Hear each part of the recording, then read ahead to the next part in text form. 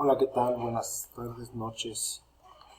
El día de hoy vamos a tomar en consideración este tema que corresponde a la progresión número 4 de nuestra materia de humanidades, que se denomina la construcción histórica de la conciencia. Por ahí lo abordamos en el aula, pero preparé este material con la finalidad de que podamos tener una idea un poquito más general, una idea un poquito más profunda, sobre todo porque las teorías de los personajes o pensadores que dan origen, lo que tenemos que tocar aquí, derivados del tema de la teoría crítica, pues tienden a ser un poquito confusas. Entonces vamos a tratar de darle un poquito más de claridad y para ello pues estamos preparando este material. Primero vamos a entender que pues somos seres humanos que vivimos en una sociedad y que esta sociedad pues con el paso del tiempo los seres humanos pues tenemos una serie de cambios que lo que hemos llamado evolución, así como las teorías darwinianas que nos dicen que venimos de un mono o de un primate y toda la variación que fue. Bueno, pues también estos cambios no han parado, ¿sí? A lo largo del tiempo hablamos aquí de una pequeña evolución de pues muchos millones de años y nosotros el día de hoy nos vamos a enfocar a tratar de entender parte de esa evolución, pero en un periodo mucho más corto, pero a lo mejor, por qué no decirlo, más accidentada, lo cual nos lleva a entender precisamente estos factores que nos pueden ayudar a moldear este cambio. Son factores de tipo social, de tipo cultural, de tipo político y también económicos, porque pues básicamente son las cuatro grandes áreas en las cuales descansa la sociedad actual en la que hemos venido viviendo. Como poner un ejemplo, o poner un dato muy importante que es el parteaguas para el tema que nos ocupa, es hablar del genocidio que sucedió en la Segunda Guerra Mundial. Ya sabemos, hablar del genocidio, pues nos referimos a una muerte sistemática de un grupo determinado de la población. En este caso hablaremos del genocidio en contra de los judíos, que nos da apenas una pequeña muestra de lo que podemos llegar a ser capaces los seres humanos y que el sufrimiento, la condición del ser humano, bueno, pues tiene una explicación. No es coherente, no es justificable, pero vamos a entender de dónde nace.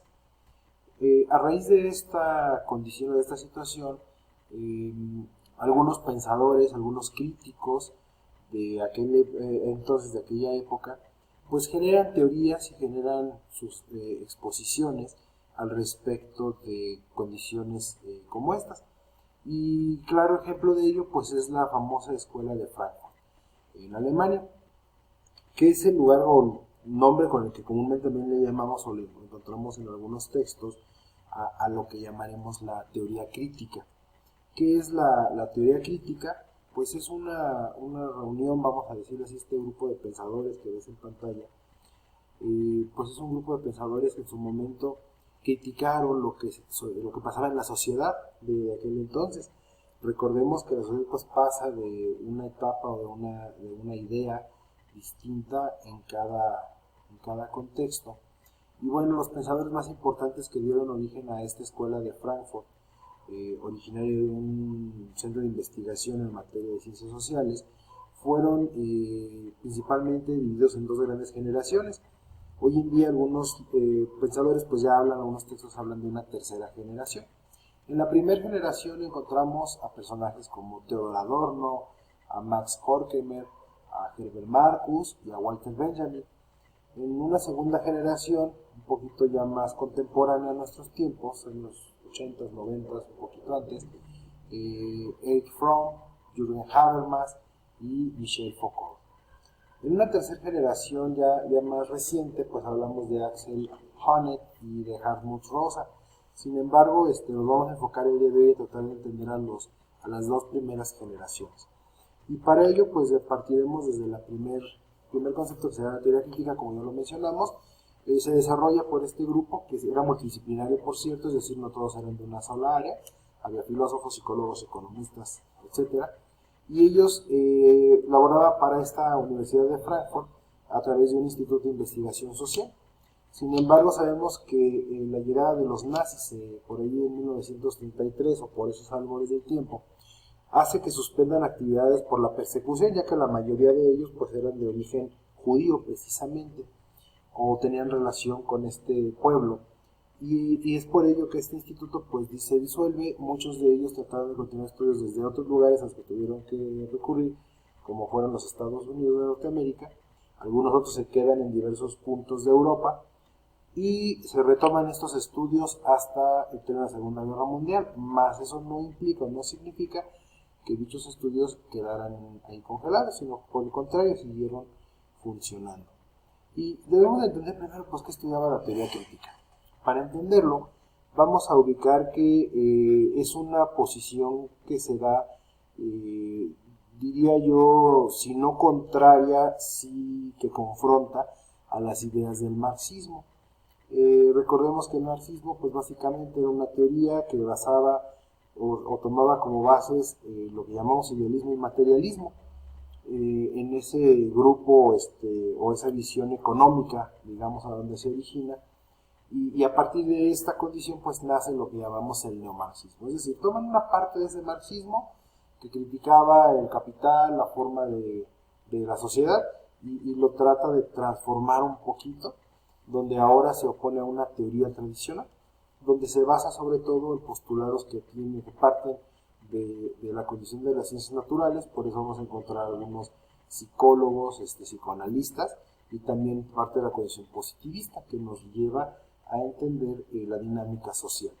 La teoría como tal pues propone que el conocimiento debe de estar siempre mediado por una experiencia del sujeto, y que va a influir en este contexto pues diversas áreas, desde la parte histórica, política, económica y social, y ahorita lo iremos desmenuzando a lo largo de los personajes que abordaremos. Básicamente esta imagen pues es la relación que existe. Para entender la teoría crítica debemos de considerar que hay un individuo que se encuentra inmerso en un contexto histórico, y que este diálogo que existe entre estos dos elementos, entre la vida del sujeto en ese contexto, con esa vida, en esa condición, pues da origen a lo que llamamos experiencia. Y basándonos de aquí, partimos con el primer y quizás el principal exponente de la primera generación de esta teoría crítica, que es Theodor Adorno. Este señor que ven en la imagen, en su obra más importante, que es la Dialéctica de la Ilustración, toma una parte de aquí con otro sujeto que veremos adelante, Max Horkheimer, quien centra estas ideas en atacar o en criticar lo que decía el marxismo frente a algunas posiciones políticas como el fascismo y el liberalismo, generando pues una pregunta muy importante aquí: ¿por qué los seres humanos no somos felices? Entre la forma de entender a estos personajes, a este personaje en particular, vamos a encontrar que la pregunta sobre la felicidad de los seres humanos es pues relativa al saber por qué estamos aquí. Como filósofo, o como filósofos que partieron de ese supuesto, nos piden que preguntemos o nos hagamos una reflexión sobre por qué estamos aquí, y a partir de ahí pues a qué hemos venido. Y la conclusión o la pregunta clave pues es decir, porque venimos a ser felices. Sin embargo, esa felicidad no siempre se alcanza, y la razón es preguntarnos el por qué. Esta pregunta, mejor dicho, puede ser respondida desde un planteamiento que propone, que le llaman la industria cultural, donde dice que pues para determinar que un ser humano pueda ser feliz, pues es con base a los parámetros que ve de su entorno. Sin embargo, ese entorno no necesariamente va a ser el entorno adecuado, el entorno correcto, porque quizás está influido por los estereotipos o por las ideas que nos venden elementos como puede ser la política, la televisión, la radio y algunos otros conceptos. Es decir, yo no puedo decir que soy feliz si estoy condicionado a que la felicidad se vive, por ejemplo, si estoy todos los días en la mesa con mi familia y me acompaña un refresco en concreto. No puedo decir que soy feliz si recibo un apoyo de parte del gobierno sin trabajar, por ejemplo, en el aspecto político. O si en la radio nos muestran a través de, en su momento, no sé, programas, sugerencias de productos, o cosas que nos dicen, bueno, vas a ser feliz a partir de esto. Es decir, lo condicionan, teniendo como referencia o como un respaldo, pues que esa felicidad vendrá a la par de una condición meramente material, cuando yo adquiera algo, cuando yo compre algo, cuando yo reciba algo, pero al final de cuentas es un tema material. y no vemos o no nos permite ver un poquito más allá de esa condición. Entonces, la teoría de Adorno nos dice básicamente que el conocimiento de la cultura de masas es el que se va a anteponer a la llamada cultura de élite. Y no es de sorprenderse que muchas veces los conceptos de la cultura de élite, como es el disfrutar de las bellas artes, cosa que a lo mejor a no todos nos puede parecer interesante, no a todos nos puede parecer accesible, pues ese contexto pues va a ser más fácil de alcanzar cuando yo puedo ir, en vez de ir a un concierto de música un poquito más compleja, como puede ser la música clásica, por ejemplo, que no la podría a lo mejor entender, no la podría asimilar del todo, pero pues sí es más fácil a lo mejor un concierto de alguna música que esté de moda, que realmente pues carece de una estructura, de una complejidad en sus letras, en su música, en su ejecución como tal. Esta sería una primera visión. Ahora, otra visión que nos da de la mano con las ideas de Adorno, pues son las de Horkheimer, quien en la teoría crítica se orienta a señalar que las categorías marxistas no pueden entenderse como conceptos definitivos. ¿Cuáles son las categorías? Pues hablar precisamente de lo que es material y de lo que es idealismo, ya que dice que la práctica social, es decir, la idea que el marxismo nos puede abonar, donde todos trabajamos en una condición igualitaria, con un salario igual, donde no hay clases sociales, donde la riqueza está repartida de manera adecuada, pues es ideal y claro, sería una muy buena idea. La cuestión es que en la práctica va a ser prácticamente imposible que esto suceda. ¿Por qué? Pues porque partamos del método cartesiano. René Descartes nos decía que pues todas las condiciones van a tener que estar comprobadas a partir de un aspecto matemático o de un aspecto donde no quede lugar a dudas. Entonces podemos ponerlo en práctica. Si yo traigo una labor, un trabajo, y por ese trabajo de 10 horas me van a pagar una cantidad y hay alguien que va a ganar la misma cantidad pero en un trabajo de 1 hora por condiciones distintas, pues es ahí donde sale de ese aspecto básico que debemos llevar. Con esto, el subjetivismo, que es hablar del individuo como tal, individuo particularmente, pues se va a buscar trascender en esa aplicación hacia lo que llamamos un método científico, lo que le permita comprobar que lo que está sucediendo es correcto, es adecuado, es idóneo, y con ello se da una existencia, vamos a decirlo así, que vamos a llamar la praxis histórica. Y pues desde épocas inmemoriales así ha venido ocurriendo. Recordemos aquí los llamados, también criticados por Marx, los llamados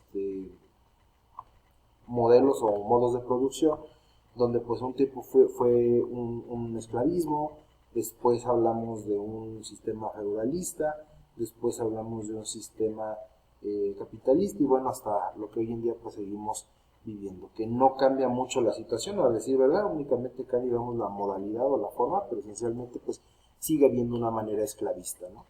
Entre las obras más importantes de este señor pues están estas que están aquí señaladas: Materialismo y Moral, Teoría Tradicional y Teoría Crítica, entre otras que pues, podrán por ahí consultar en otro momentito. Y finalmente, en lo que es parte de esta primera generación, aparece este señor, Walter Benjamin, que si bien no formó parte como tal de este instituto ni de esta teoría, pero sí sus investigaciones se enfocaron a un tema más cultural. Este señor decía que pues básicamente todo se tenía que ver a partir del arte, ¿no? Él era literato, entonces su crítica principalmente era hacia señalar que estos elementos en su momento pues van a formar parte de las ideas que el individuo toma, que si las vendemos, vamos a decirlo así, alguien más las compra, y esas ideas forman parte de ese materialismo histórico, de esa división que hay entre los grupos, entre los pueblos. Entre los temas a los que más se refirió fue al lenguaje de ilustración, a la condición del pasado y al arte especialmente. Bien, a partir de ahí, en la siguiente entrega empezaremos con el señor Herbert Marcuse, que es otro pensador, y él ya es, digamos, quien inaugura la siguiente generación. Enseguida volvemos con la otra parte.